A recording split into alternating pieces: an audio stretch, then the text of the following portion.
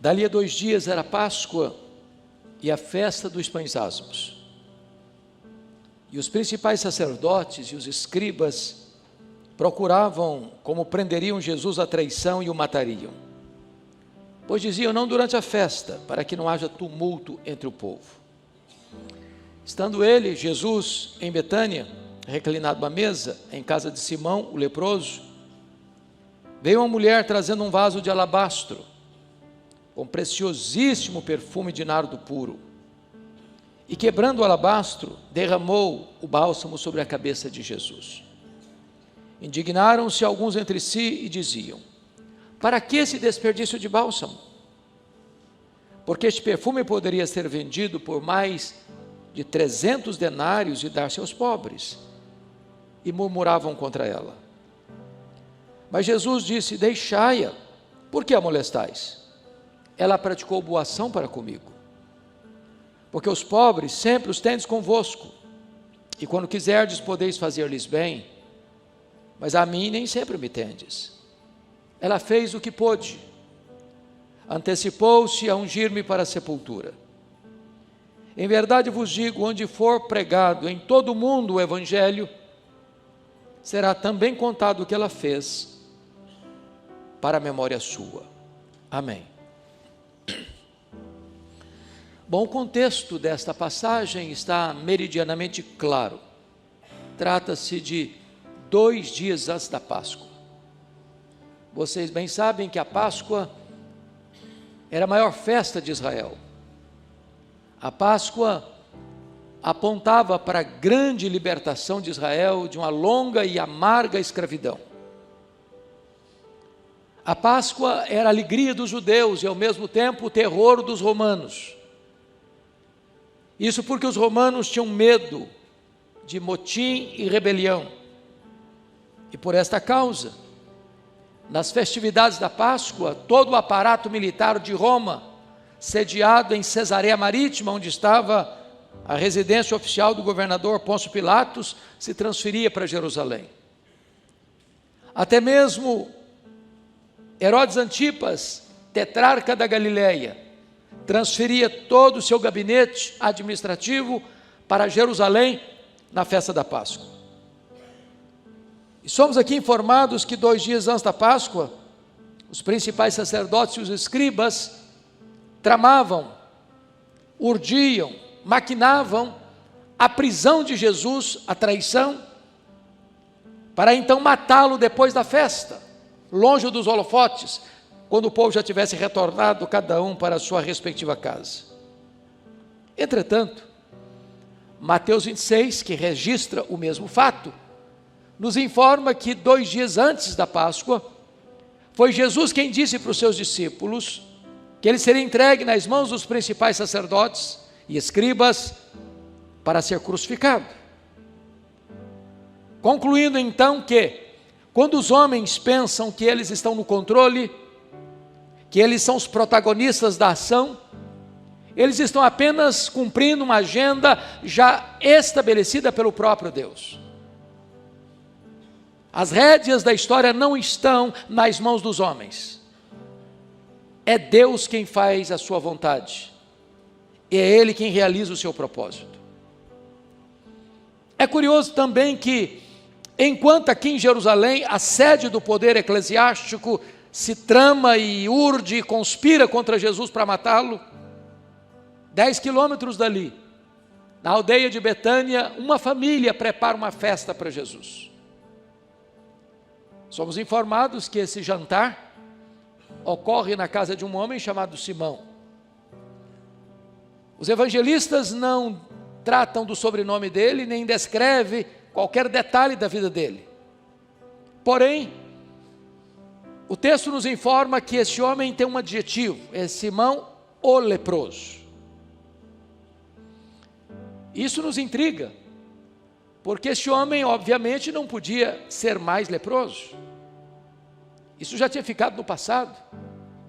Talvez esse homem tenha sido contemplado por uma das muitas curas que Jesus realizou, que não estão registrados. O próprio evangelista João disse que se tudo fosse registrado, numa linguagem hiperbólica, no mundo inteiro não caberiam os livros. Como sabemos que esse homem não era mais leproso? É porque se o fosse, não poderia ficar em casa, muito menos receber alguém em sua casa. Mas se esse homem não era mais leproso, por que que Marcos tem o cuidado de dizer que o jantar aconteceu na casa de Simão, o leproso, e não na casa de Simão, o ex-leproso? Para alertar-nos de um grande risco, ainda hoje. O risco de rotular pessoas. Porque rótulo fica. Mesmo quando esse rótulo não mais tem qualquer significado, porque o doente está curado, o cativo está liberto, o que estava perdido foi encontrado, o pecador condenado está salvo, justificado, mas o rótulo ficou. Então não carimbe gente, então não rotule pessoas, porque Deus pode mudar a história delas. Deus é especialista em virar a mesa da história, em mudar o placar do jogo, em transformar pessoas. Não rotule pessoas, portanto. Mas é curioso que nesse jantar em Betânia, Marta está servindo. Marta tinha essa característica. Onde ela estivesse, ela estava fazendo alguma coisa. Lázaro, recém-ressuscitado, estava à mesa. Os apóstolos de Jesus também estavam à mesa. E nesse jantar quem se destaca é uma mulher. Esse texto está relatado em Mateus 26, introduzido apenas em Lucas 22, descrito aqui em Marcos 14, e mais detalhadamente registrado em João 12. Nos evangelhos sinóticos, esta mulher é incógnita, essa mulher é anônima, essa mulher não tem nome. Entretanto, em João 12, essa mulher tem nome, tem endereço, é Maria. Maria, irmã de Marta e de Lázaro. E Maria tem uma biografia tão bela, porque ela só aparece 3 vezes nos evangelhos. E nas 3 vezes que essa mulher aparece nos evangelhos, ela está no topo do mundo, aos pés de Jesus. Não há lugar mais alto para você estar na vida do que assentar-se aos pés de Jesus. A primeira vez que ela aparece, ela está lá em Lucas 10, e ela está aos pés de Jesus para aprender. E a maior e melhor academia do mundo é assentarmos-nos aos pés de Jesus, porque Ele é o mestre dos mestres, Ele não é um alfaiate do efêmero, Ele é o escultor do eterno. A segunda vez que Maria aparece é em João 11, e ela está outra vez aos pés de Jesus, agora para chorar as dores do luto pela morte de seu irmão. E não há fonte mais consoladora para o nosso coração batido pelos vendavais da vida do que assentarmos-nos aos pés do Senhor Jesus. Ali encontramos lenitivo, ali encontramos bálsamo, ali encontramos cura para as nossas dores. Mas a última vez que essa mulher aparece é nesta passagem e seus correlatos, e novamente ela está aos pés de Jesus, agora para agradecer. E agradecer o quê? O maior milagre público de Jesus, a ressurreição de Lázaro, seu irmão. Então diz o texto, que todos estão à mesa, e Maria vem com um vaso de alabastro. Alabastro é uma pedra ornamental, de cor branca e rosa. E diz o texto que ela tem dentro desse vaso de alabastro um perfume. João chama de unguento. Um perfume que é colocado em grau superlativo, preciosíssimo. E João detalha dizendo, e Marcos detalha dizendo que esse perfume é feito de uma essência chamada nardo. E que essa essência não é híbrida, é nardo puro. Nardo não era uma essência comum. Nardo só era encontrado na época na Índia, na cordilheira do Himalaia, das raízes de um arbusto que era seco e moído e transportado em lombos de camelos. Portanto, esse perfume não era apenas preciosíssimo, era raríssimo, era caríssimo. E diz a Bíblia que Maria então vem, enquanto Jesus está à mesa, e quebra este vaso. Tem dentro desse vaso conforme João 12, 1 libra de perfume. 1 litro tem 2,2 libras. Tem dentro desse vaso, esse frasco de pedra, em torno de 340 gramas, 340 ml de perfume. E esse perfume, então, ao ser derramado sobre a cabeça de Jesus, o perfume enche toda a casa, e esse perfume escorre pelo corpo de Jesus. Chega aos pés de Jesus. E João 12 nos diz que essa mulher vai enxugar os pés de Jesus com seus cabelos. Isso provoca uma reação liderada por Judas Iscariotes. Até então a máscara dele não havia caído. E os seus condiscípulos acompanham-no nessa indignação contra Maria, ficaram indignados contra ela. E disseram: isso é um desperdício. Esse perfume poderia ser vendido por mais de 300 denários e dar-se aos pobres. E murmuraram contra ela. Na verdade, molestaram-na. E Jesus sai em defesa dela e disse: não a molesteis, deixai-a. Ela praticou boa ação para comigo. Os pobres sempre tendes convosco, mas a mim nem sempre me tendes. Ela fez o que pôde. Ela antecipou-se a ungir-me para a sepultura. E em verdade vos digo, em todo mundo onde for pregado o Evangelho, será contado o que ela fez, para a memória sua. Sendo assim, gostaríamos então de, à luz do texto, extrair daqui algumas lições. A primeira lição que eu gostaria de mencionar está no versículo 8, na parte A do verso, quando diz: ela fez o que pôde. Para mim, uma das frases mais eloquentes que eu encontro na Bíblia, acerca da consagração de uma pessoa ao Senhor Jesus. Ela fez o que pôde. Porque às vezes nós fazemos também, mas não fazemos tudo o que podemos. Às vezes fazemos de forma relaxada. Às vezes fazemos com a motivação errada.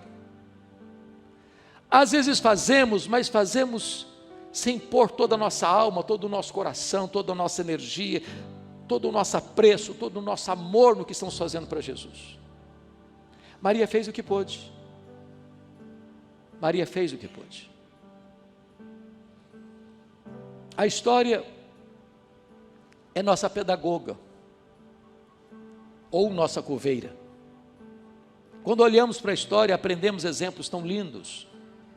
Me vem à mente o que aconteceu na Alemanha, começando em 23 de setembro de 1723, com o conde Ludwig van Zinzendorf, quando começa na Alemanha uma reunião de oração, que dura 100 anos ininterruptamente, desencadeando um movimento de reforma, de reavivamento e de grande impulso missionário. Os moravianos eram tão apegados à obra missionária, que alguns deles, não tendo dinheiro para ofertar para a obra missionária, se vendiam como escravos. Era possível na época. Para comprar passagem de ida para os povos mais longínquos, para dedicar o resto da sua vida para evangelizar aqueles povos. Quando eu penso nisso, pastor Jailton, eu fico a imaginar: meu Deus, diante de um exemplo desse, o que é que eu estou fazendo? Será que eu estou fazendo o que eu posso? Tudo o que eu posso para Jesus? Maria fez o que pôde. Mas em segundo lugar, note comigo versos 3 e 4, que Maria fez para Jesus o seu melhor. Porque vejam vocês que o perfume foi avaliado por Judas Iscariotes, e ele entendia de dinheiro, ele era um tesoureiro, ele sabia avaliar coisas, em mais de 300 denários. Ora, se tem dentro do vaso 1 libra, 340 ml, e foi avaliado em mais de 300 denários, denário era o trabalho de um assalariado, um dia inteiro de serviço, no final do dia a pessoa recebia 1 denário, uma moeda de prata. Estamos afirmando, portanto, que cada ml desse perfume custava um dia de trabalho. Esse frasco de perfume valia 1 ano de economias de uma pessoa comum. E você e eu gostamos de bons perfumes. Eu não tenho dúvida disso. E quando você compra um perfume bom e caro, porque para ser bom é caro, infelizmente, como é que você usa? É só um pouquinho? Num dia especial? Você diz para você mesmo, esse perfume tem que durar pelo menos 1 ano. E o que eu acho interessante é que alguns comentaristas dizem que Maria usou esse perfume porque foi o perfume que compraram para o sepultamento de Lázaro, sobrou um pouco lá, então ela dedicou o pouco que sobrou para ungir Jesus, mas não é isso que o texto quer dizer, obviamente não. Esse perfume era valiosíssimo, e ela não abre o frasco, ela quebra o frasco, para dizer o seguinte: eu não quero que sobre nenhuma gota. O que eu tenho, o melhor que eu tenho, e tudo que eu tenho, eu quero consagrar ao Senhor Jesus. Ela fez o seu melhor para Jesus. E eu, e você? Temos feito o nosso melhor para Jesus? Ou temos dado para Ele a sobra, o resto? O que não tem valor para nós? Às vezes, meus irmãos, até os pagãos, ou até aqueles que ainda não conhecem a graça de Deus, têm mais zelo em servir aos seus deuses, aos seus ídolos, do que nós o temos em servir ao Deus da nossa salvação. Eu estava pregando em Porto, em Portugal, e fomos fazer uma visita em Coimbra, e na medida que viajávamos, eu vi caravanas a pé andando pelo asfalto, e aquilo me intrigou, e eu perguntei: o que é que essas pessoas estão fazendo? Me responderam: olha, elas estão indo a Fátima, pagar promessas. E eu perguntei: mas a que distância elas estão andando a pé? Me responderam: a mais de 300 quilômetros. E eu fiquei pensando, disse: meu Deus, quantos crentes que acham difícil ir para a igreja. Se está chovendo, não vem porque tem medo de derreter. Se está calor demais, tem medo do ar-condicionado não funcionar. Se o Flamengo joga com o Vasco, não vem porque tem que assistir o final do jogo. Qualquer motivo da pessoa chegar atrasado, porque tem que esperar o final do jogo para vir para a igreja, ou até mesmo não vem, dependendo do resultado. E as pessoas que não conhecem a Deus são mais zelosas em servir aos seus deuses ou aos seus ídolos, que às vezes nós o somos em servir ao Deus da nossa vida. Maria fez o seu melhor. Terceiro, Maria fez de forma sacrificial. Eu leio esse texto, pastor Rômulo, e às vezes eu fico perguntando a mim mesmo: meu Deus, como assim? Eu não conheço nenhum fato na nossa cultura ocidental de alguém trabalhar 1 ano inteiro para comprar no final deste ano um frasco de perfume. Não cabe na nossa cultura isso. É impossível entender isso dentro da nossa cultura ocidental.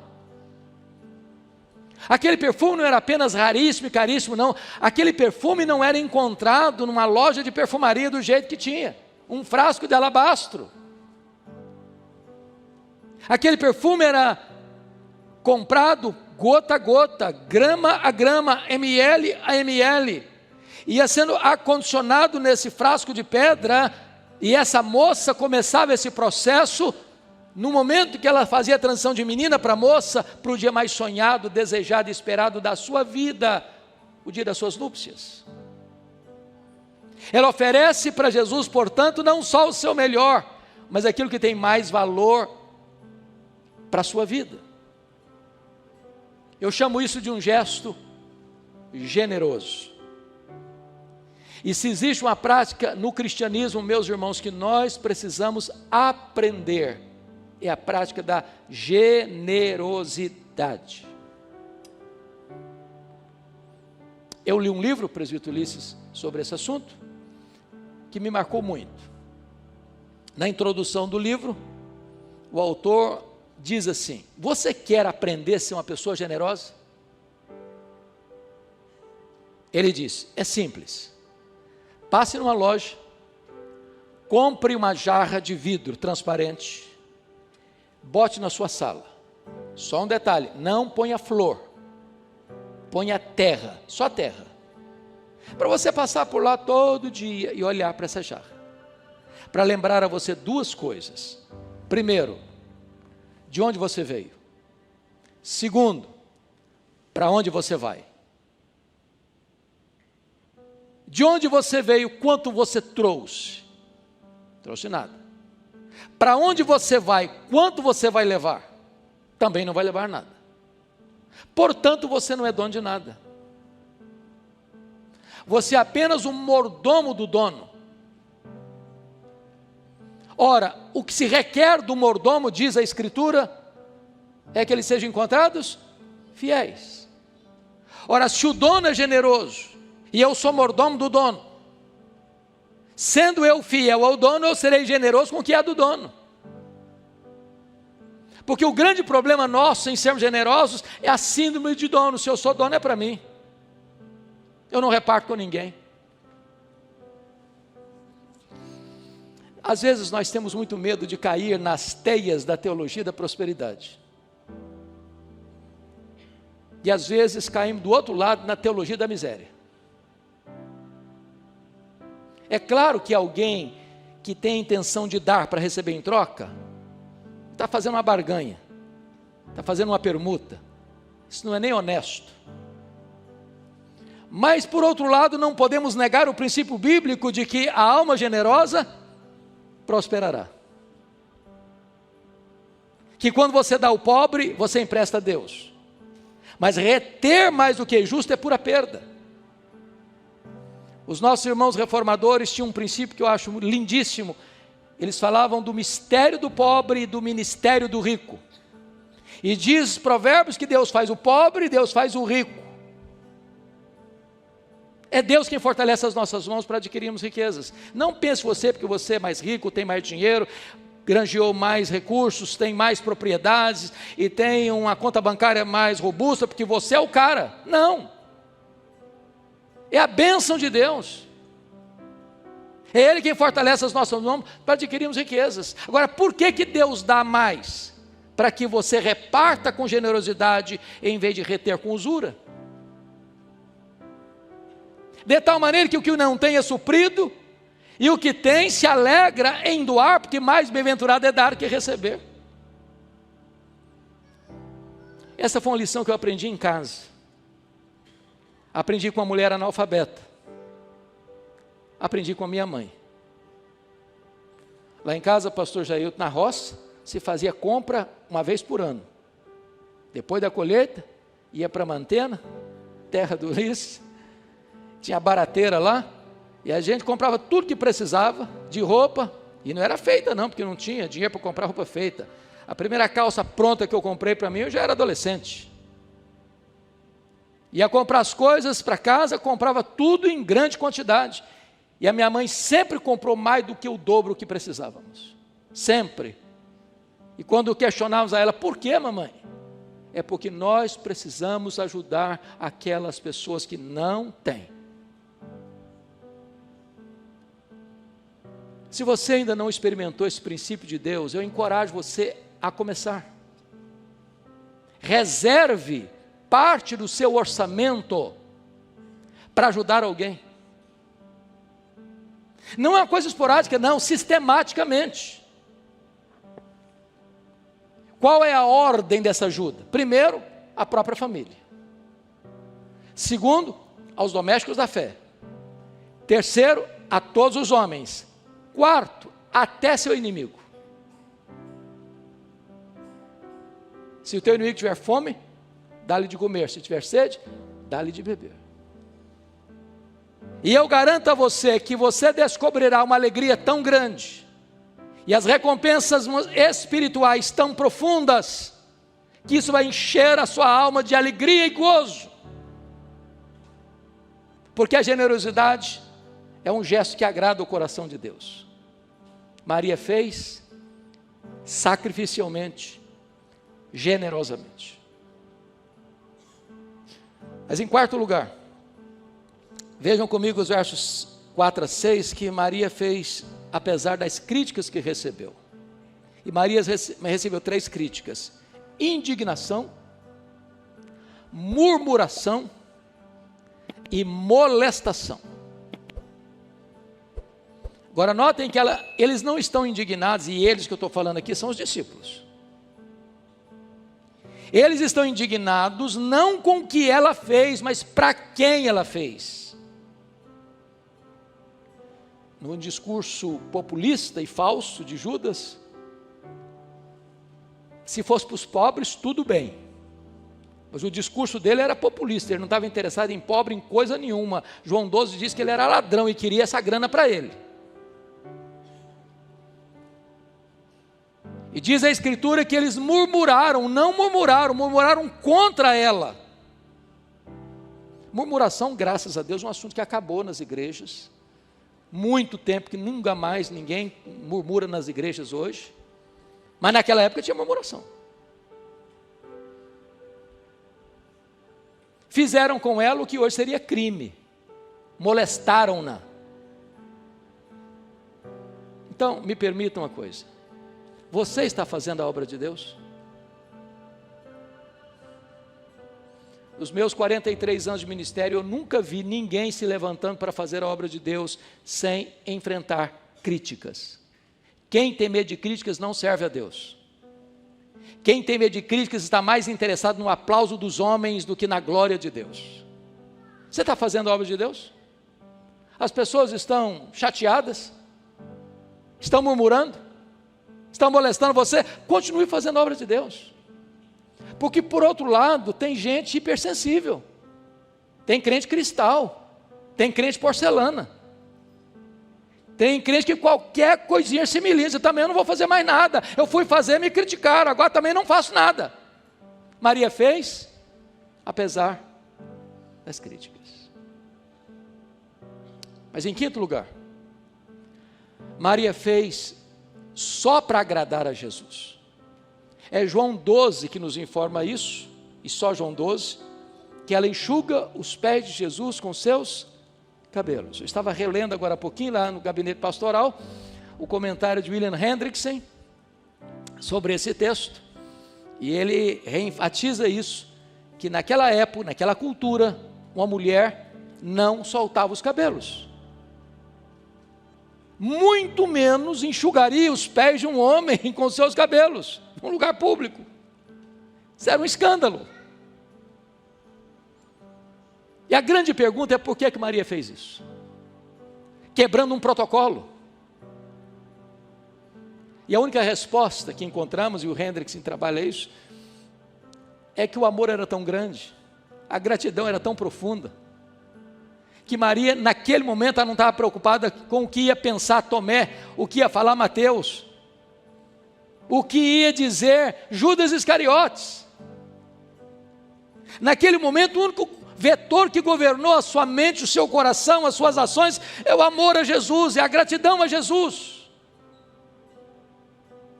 Convenhamos, às vezes na igreja, irmãos, a gente fica muito preocupado com tanta coisa. O que vai falar fulano? O que vai dizer Beltrano? O que o cicrano vai pensar? Até no culto, se eu levanto a mão, eu sou rotulado. Se eu não levanto, sou rotulado também. Se eu choro, sou rotulado. Se eu não choro, também sou rotulado.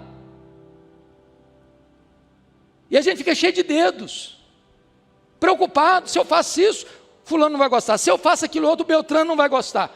E eu fico como que segurando pratos, tentando agradar as pessoas. E às vezes, tentando agradar as pessoas, eu desagrado a Jesus. De longe, eu estou sugerindo que você está liberado para desagradar as pessoas. De jeito nenhum. Mas o vetor que deve governar a nossa vida é agradar a Jesus. É agradar a Jesus. É agradar a Jesus.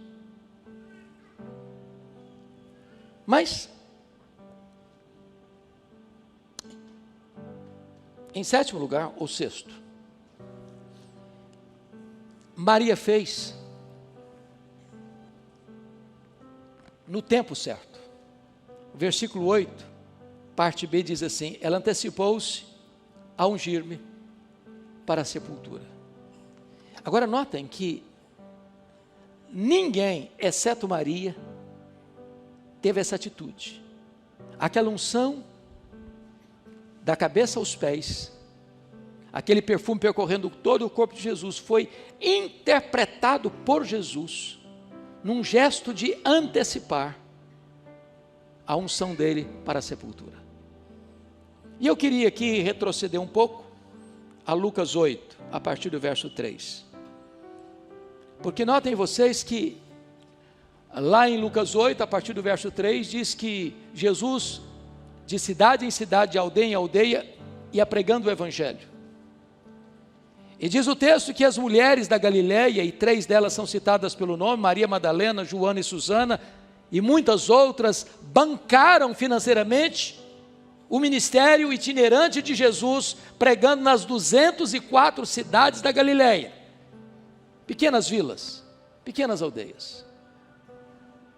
E aí eu queria que você raciocinasse comigo algumas coisas.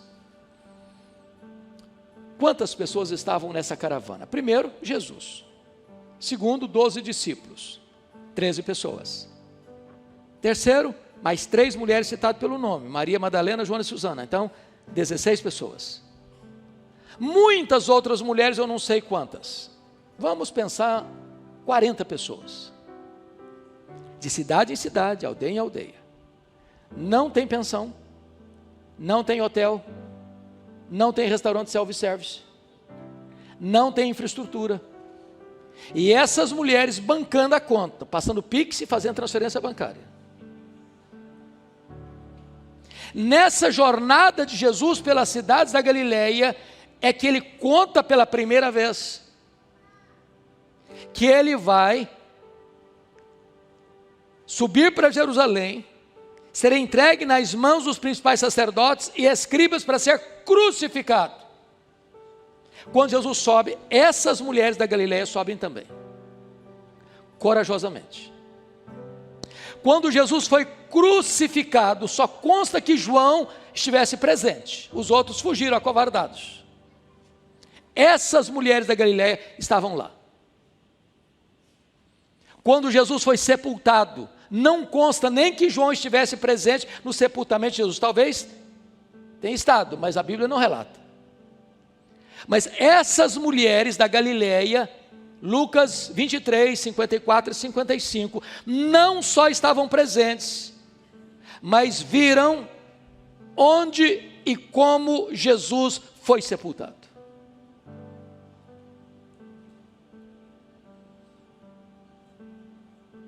Quando chegou o sábado, acabou o sábado, 6 da tarde, elas correram no mercado, para comprar o quê? Perfume. Elas que honraram Jesus em vida, querem honrar Jesus na morte. E a pergunta delas ao irem ao túmulo foi essa: quem vai rolar a pedra? Era muito pesada. E elas chegam e a pedra está rolada. E elas olham, o túmulo está aberto. E elas entram, o túmulo está vazio. E elas saem, um anjo pergunta para elas: o que vocês vieram fazer aqui? Procurar entre os mortos aquele que está vivo. Ele não está mais aqui não, ele ressuscitou. E sabe o que o anjo está dizendo para elas? Vocês fizeram muita coisa para Jesus, mas uma coisa vocês não fizeram. Vocês não anteciparam a ungir o corpo dele para a sepultura. Agora ele não precisa mais desse perfume. Ele ressuscitou. Lição, princípio: é preciso fazer no tempo certo. Há coisas na vida, irmãos, que não podem esperar. Ou você faz hoje, ou você nunca mais vai ter chance de fazê-lo. É aquela conversa, é aquele confronto, é aquela visita, é aquele perdão, é aquele pedido de perdão, é aquela oferta de socorro. Faça hoje para você não chorar a dor do remorso amanhã. Amanhã pode ser tarde demais. Eu penso que isso remete a nós, a cultura brasileira dos nossos funerais. Se existe uma das coisas que mais me impressiona nos nossos funerais, é que eu nunca vi ninguém receber mais elogio do que defunto. Nunca vi. Fica meia hora na cabeceira do caixão e você vai escutar rasgados e desabridos elogios ao defunto. A pergunta é: será, meu Deus, que essa pessoa recebeu ou ouviu algum desses elogios? Porque um defunto não fica feliz de você elogiá-lo, nem se levanta do caixão para lhe dar um abraço, e se levantar você foge também.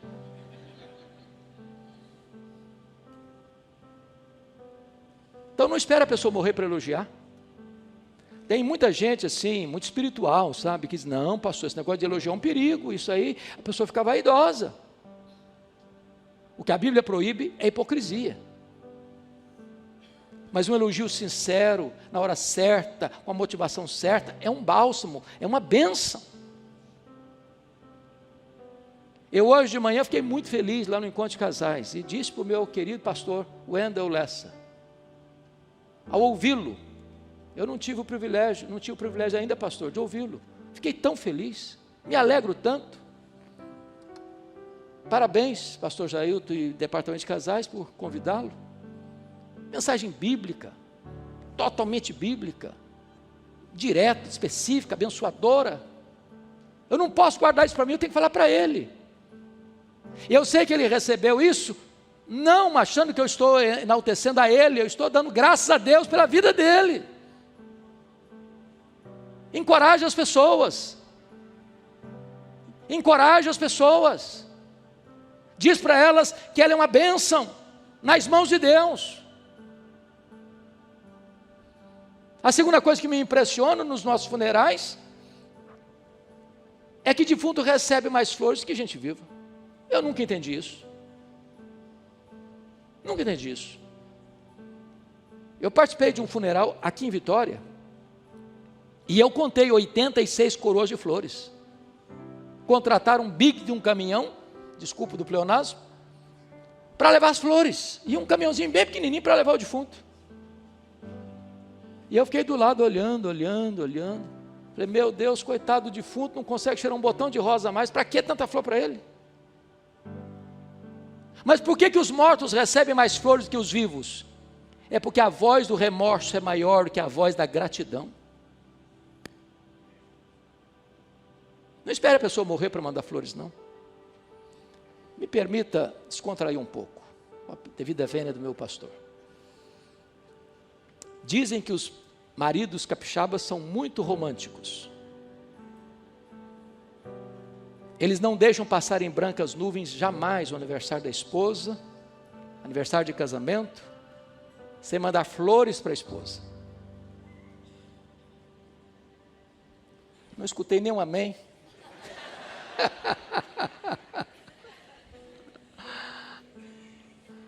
Mas vai que tem um marido desavisado por aí que nunca mandou um buquê de flores para a esposa. Eu sei que não tem nenhum assim aqui. Agora, minha irmã, se você nunca recebeu um buquê de flores do seu marido, se você for na frente, e ir na frente quer dizer morrer primeiro, você vai receber uma coroa de flores, e grande. E ele nem vai pedir desconto na floricultura.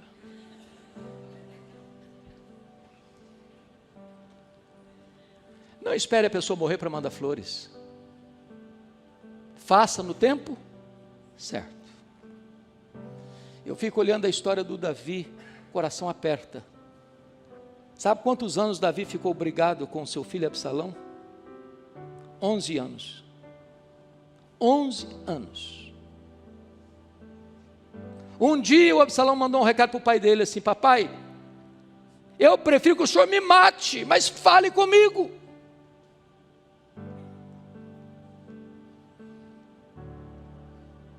O Davi recebeu Absalão no palácio, deu um beijo no rosto dele,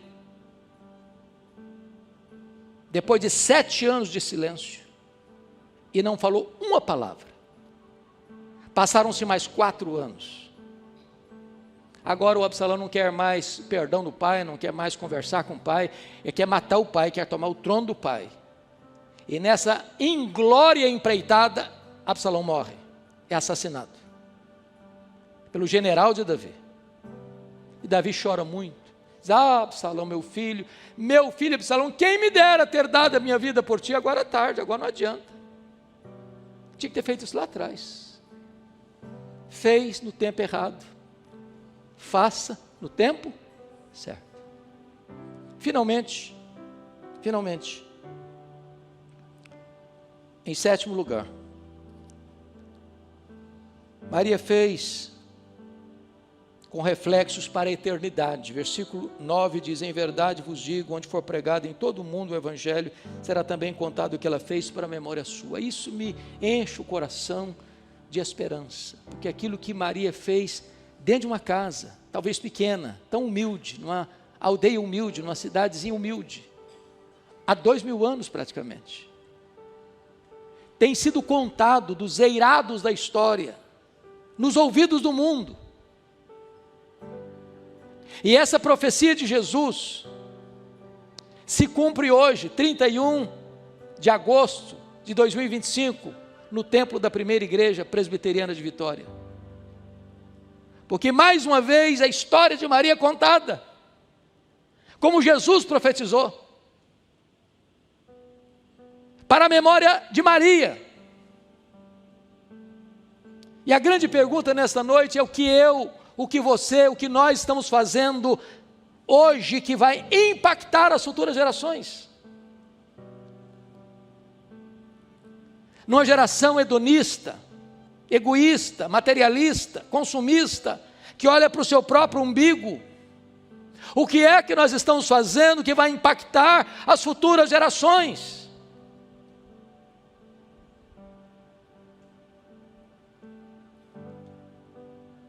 Se Jesus não voltar antes, e nós já tivemos décadas de partida, e alguém foi lá e limpar aquela placa de mármore branco em cima da nossa sepultura, ao tocar na nossa história, será que a nossa história ainda vai impactar a vida de alguém?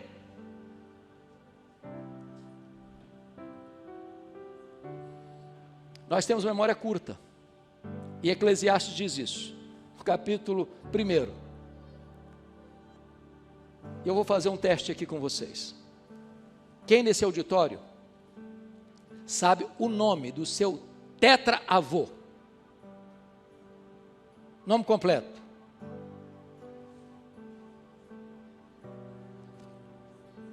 Ninguém sabe. Sabe o que significa isso?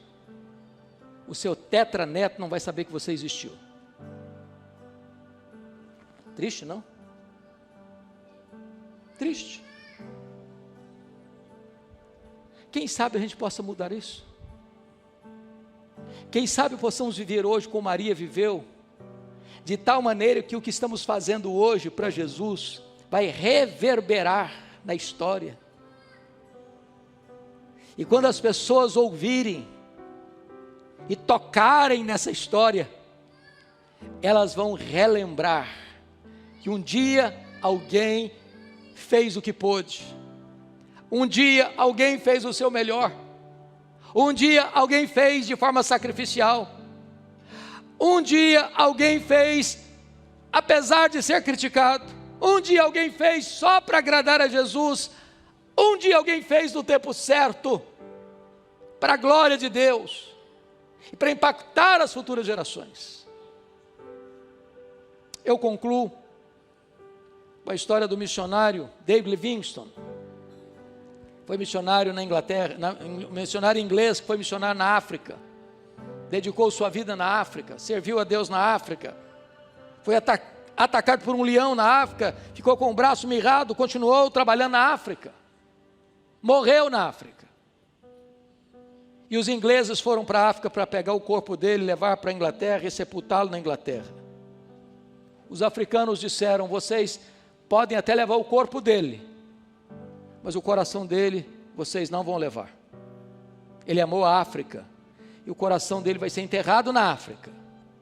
Sabe o que fizeram? Abriram o peito dele, arrancaram o coração dele e sepultaram o coração dele na África. Pegaram o corpo dele e levaram para Londres, sepultaram-no na abadia de Westminster, onde estão sepultados os reis e os nobres da Inglaterra.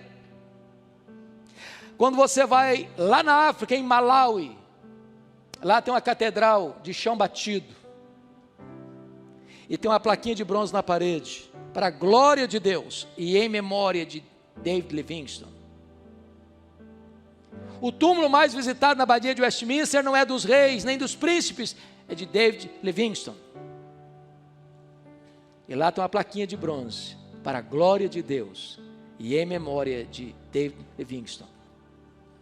A minha oração nesta noite, irmãos, é que possamos viver de tal maneira, que quando as pessoas tocarem na nossa história, elas possam glorificar a Deus, e a nossa história continue impactando as futuras gerações.